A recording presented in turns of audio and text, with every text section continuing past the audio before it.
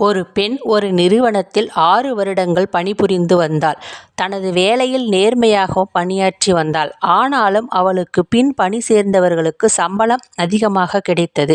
ஆனால் இவளுக்கு சம்பள உயர்வு கிடைக்கவில்லை. இவளுக்கு மன வருத்தம் இருந்தாலும் தனது பணியில் எந்த ஒரு தொய்வோ அல்லது வேலையில் குறையோ இல்லாமல் பணி செய்து வந்தாள்.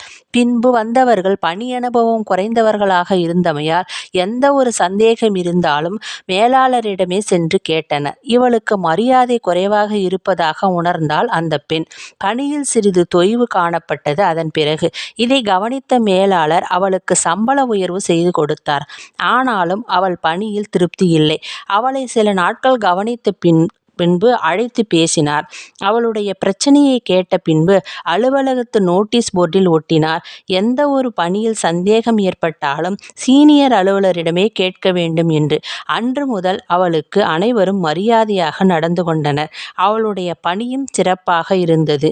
பணம் முக்கியமில்லை, மரியாதை இல்லாத இடத்தில் இருப்பது மன உளைச்சலையே தரும்.